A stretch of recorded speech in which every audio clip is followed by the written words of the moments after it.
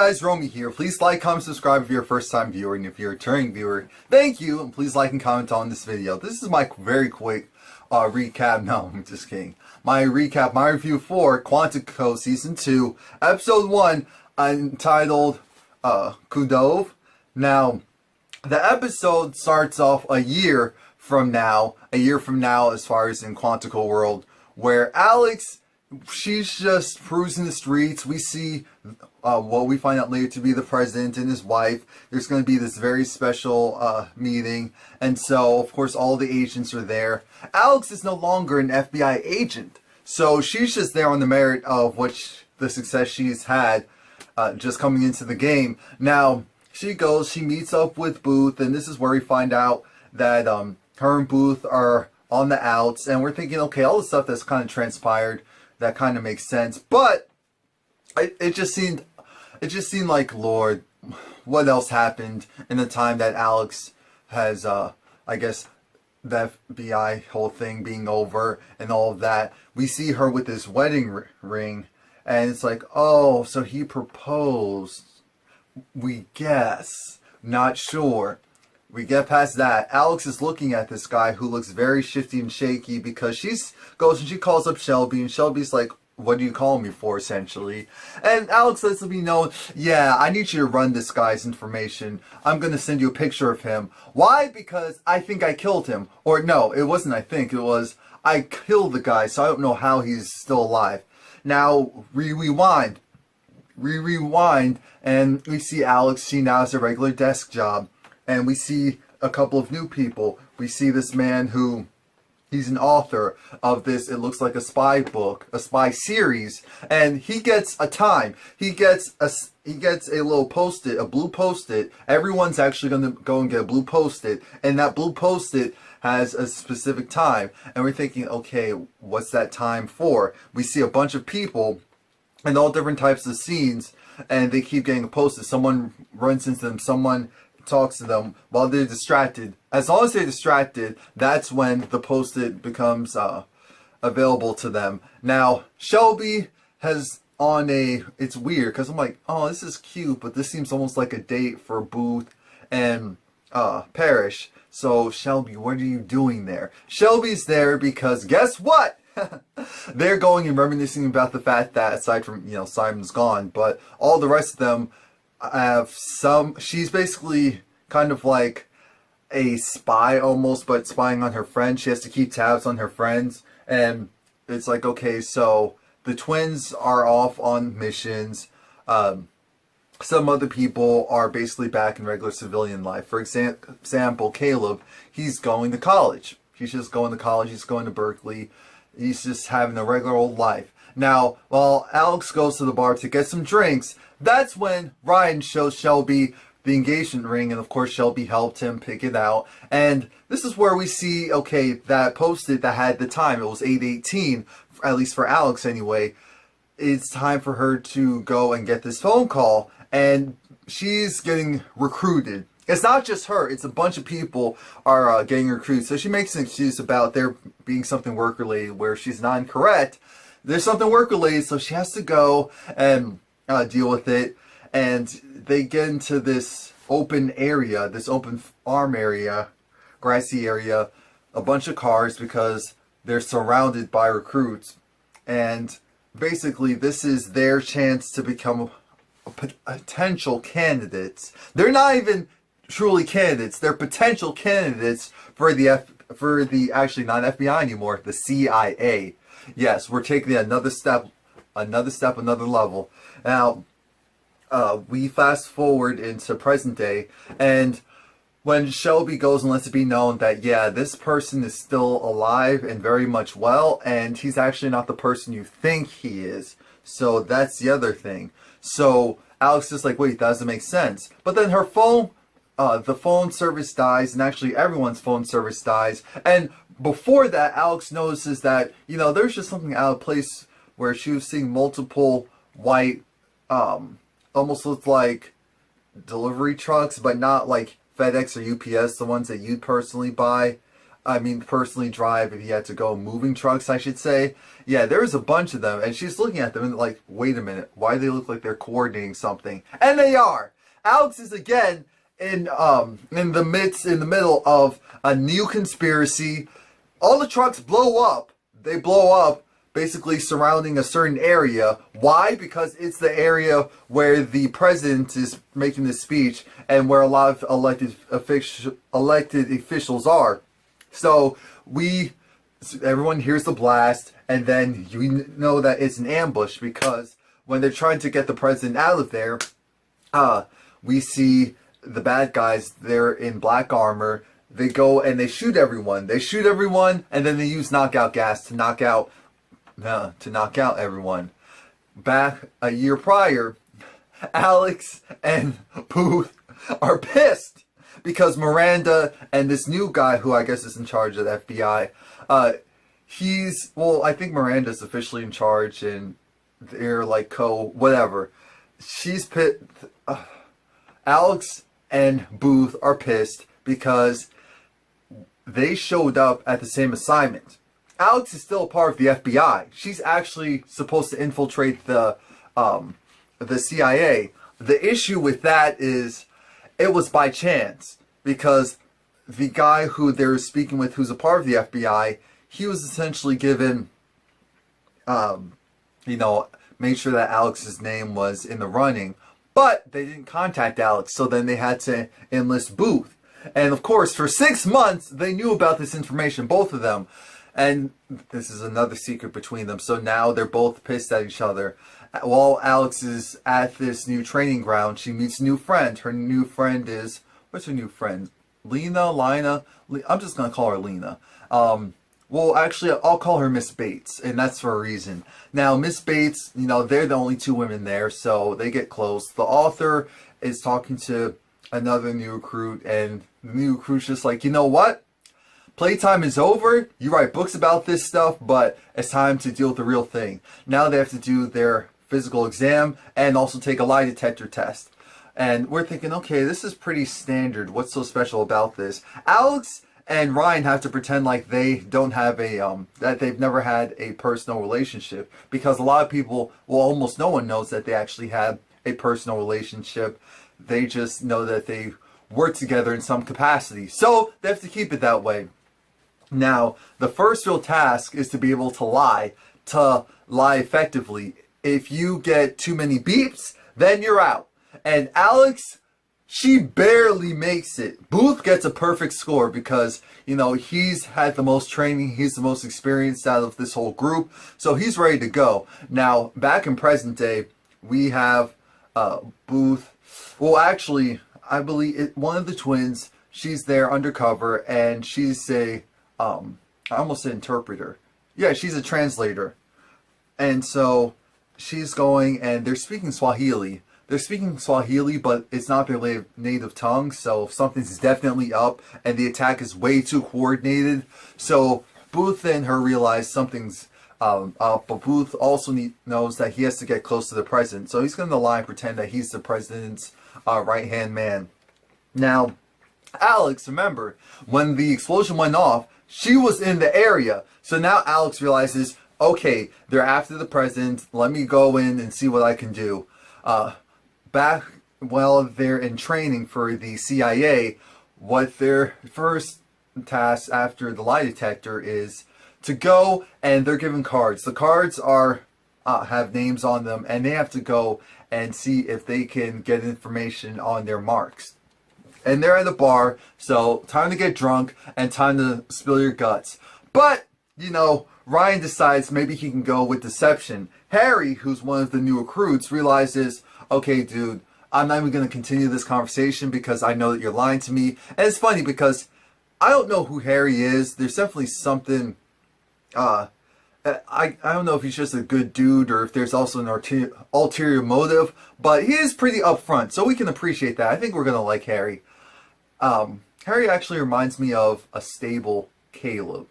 Actually, no. Harry's better than that. So we're gonna erase that. But Harry's trying to help out the author guy because He's like, I can tell you you're bad at this, and I know what the game is. Make sure that no one gets information on you, because the author's pretty much spilling his guts out, and he's thinking, you know, this kind of reminds me of Will's numbers. I don't give out my own. So I think that might be the name of the game. So you just need to stop with the chitter chatter. Alex, with her new, with Miss Bates, they go and decide to trade war stories. Miss Bates says the story about how her mother was an alcoholic and she had to basically go and be the responsible one, keep her nose clean, not drink, be on the right path. And I'm thinking, Alex, doesn't this sound a little bit too familiar? Come on, Alex. Alex, you are a little too trusting. This sounds a little bit... This sounds so familiar. It doesn't... Alex, come on! Alex!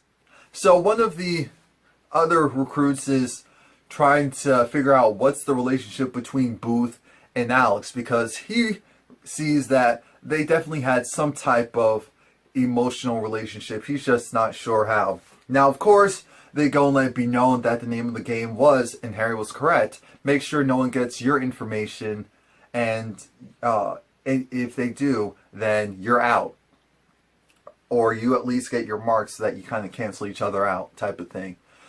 But anyway, we fast forward, and now the president is talking to Ryan, and Ryan's letting it be known, wait a minute, we don't negotiate with terrorists. And this is when the president says, and I'm sure this is so true, the president says, we negotiate with terrorists all the time, which now we know to be true. Before, we were all delusional and thinking that was the case. Wasn't the case. But it's like, we negotiate with terrorists all the time. You just don't know about it. Because the president's wife was saying, don't worry about me. Don't worry about me, honey. You know, we have to stay strong. It's just like, no, we have to stay alive. So it's just like, I'll do whatever he says. And now, mind you, one of the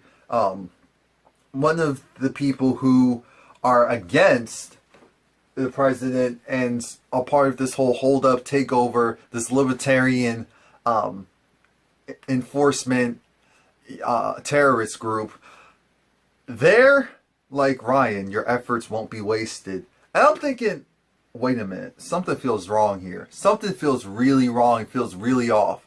That seemed more like, we know who you are, and we see that, don't worry, you're doing good work for us. But I'm like, he's not working for you. So Alex goes, and while she's in the building, she's realizes, okay, these are boxes with all their gear. I'm thinking, Alex, why would you leave yourself so open? So a guy comes behind her with a gun. She's able to go, and you know, she stands up, quickly moves, and then they start a scuffle. While they're fighting, Alex now has to, it goes back, and during the third part of their initiation into possibly the farm, which is the training ground for the FBI, they're in an airplane because they're going to go skydiving. You know, it's about facing your fears, if this is a fear of yours. So, Harry goes first. He's good to go. The author goes next. The other guy who was interrogating Booth and says, I know your secret about you and Alex, he goes, actually, no, I'm sorry, I jumped the gun. The author tried to go, but he couldn't, so he missed his mark. Now, Miss Bates, you know, even her chute isn't working properly. She's like, I'm going to go anyway. Alex is just like, no, you're not. You're going to go and tell the instructor, and you're not going to get in trouble because you're just doing your due diligence. Now, Booth and Alex have this come to Jesus moment with each other, and they're arguing in the back of the plane. I'm thinking, oh, the noise from outside must be the reason why they can't hear all this. Because I'm like, why are they doing all this arguing in front of, like, what's going on? Like, are they serious? They're having a full-on conversation about their relationship and how they clearly don't trust each other because neither of them divulged information, all of that. This is like, how are we supposed to be this? How are we supposed to be that? Booth lets it slip that he was going to go and possibly propose or something or take it to the next level. And Alex is like, what are you talking about? What are you talking about? Alex, in the corner of her eye, notices that Miss Bates, her chute still wasn't ready to go. So Alex runs and then stops her from falling out of the plane. And I'm thinking, something feels wrong about this. And Booth goes and helps Alex, and then the instructor helps them as well. And he's just like, Owen, who's the instructor, he helps him out and lets it be known, okay, you two still have to go. You saved her, that's all well and good, but you still have to go. So now they're out of the plane, and everyone who's there are the remaining candidates. But first, he grills Alex, and Alex is like, wait a minute, I saved her, I helped her out, what are you talking about? And she said, no you didn't. You couldn't have saved me because I've done that shoot 57 times. I've done that jump 57 times. I'm actually an instructor. So I've been watching you this whole time because I had a feeling that I had to watch out for you. You like to play the hero, and in the CIA, we can't have people who play the hero and play by their own rules. And you have to do what's best for the mission. That's all that matters. So all of you still passed regardless. But we don't want to see that type of mentality. So that whole, I'm going to go and save the world type of mentality is not going to work here. And also, again, just to reiterate, Miss Bates was playing Alex. And that's why that whole story of my mother, she was an alcoholic, that was to gain Alex's trust. And actually, Miss Bates, because Alex's card said Andy. And Andy is actually Miss Bates' favorite, what, Goonie? Or, you know, cartoon, TV show character. So, Alex got played. She can't let it happen again. They're gonna have to come in with a different type of scheme. And now Alex is fighting someone else. She's fighting them in the kitchen. And the messed up part is, once she goes and disarms him, she takes off his mask and sees that, wait a minute. Aren't you the guy that you were just there with me when we were two into the crew? I believe it was if I'm not mistaken, I believe it was the author guy. And remember, he got kicked out because he didn't want to jump out of the plane. And he was just like, you know, I'm sorry that you're here. Was hoping you wouldn't be here. You know, we really like you. And again, it's just throwing me off. It's like, what's really going on? The Libertarian organization, basically their goal is they try to negotiate one of their own to be pardoned. And aside from that, this whole big supremacy of all these organizations having this amount of control and surveillance and all of that, just the usual stuff that we're also kind of dealing with now in 2016.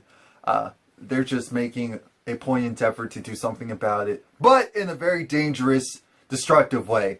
Now, Alex and Booth, fast forward back, they're in camp, they made it, and Booth proposes to Alex because they're just like, we need to figure out how can we trust each other. And I'm thinking, how are they in this in one room together and no one's suspicious? Like, what's going on? This just doesn't make any sense. But they made it, they're there, and they decided that, you know, they're going to be truthful to each other and to no one else. So I'm thinking, yeah, this is going to last all for 5 seconds. You know how these two are. Now, their classes get combined with two other classes of people who made it. And it's like, it only gets tougher from here. And this is where we see Owen, and who we're still calling Miss Bates, she's actually his daughter. Yep, she's his daughter. At first, this was like, I could see them in a no, that's not the type of vibe they're giving me. So it makes sense. And of course, how it works is, if you're in the bottom two at the end of each week, no, if you're at the bottom two times while you're in the program, you're out. Alex was in the bottom for this week. If you're in the bottom, I mean. So she can't, basically she has to be a rock star of some sorts for the rest of the time she's there, or else she's going to be kicked out. And so Booth, you know, he moves in with this new roommate who realizes that Booth has some type of relationship with Alex, and so Ryan lets it be known, look, we did, but not anymore, and I don't want to make a big deal about it. Now we have Harry, whose roommate, I guess, is very religious. I don't know how religious Harry is, and it's funny because Ryan and Alex, again, are pretty much right across from each other. Alex's new roommate is crying. We'll figure out what's going on with her a little bit later. Alex, she makes her... Oh, yeah. I forgot to mention that. Aside from the author, because a shot from the gun when they were fighting hit the window. So now, what ends up happening is he jumped out of the window after he told Alex about that little speech. And so Alex runs, she runs to the building where the president is. And this is where we see that all the recruits, basically we know who actually made it. We already know who pretty much made it. It's of some sorts in the CIA organization, because they're there. They're there undercover. And you know that some of the candidates must be a part of this libertarian group, because they pick out everyone who is a part of the CIA organization. They separate them from the rest of the group, and then they take the president's wife and they show that they're about to cut her neck off. You know, very ISIS style. And Alex is there and she sees it. Everyone's there and they're watching it. And so now I guess it's going to be about how Alex, again, is the main person that's going to go and try and coordinate an attack to save everyone. So, I love it. Quantico is moving a lot faster than Season 1, and we definitely appreciate that. Please like, comment, subscribe. I will be doing a review every single week for this show.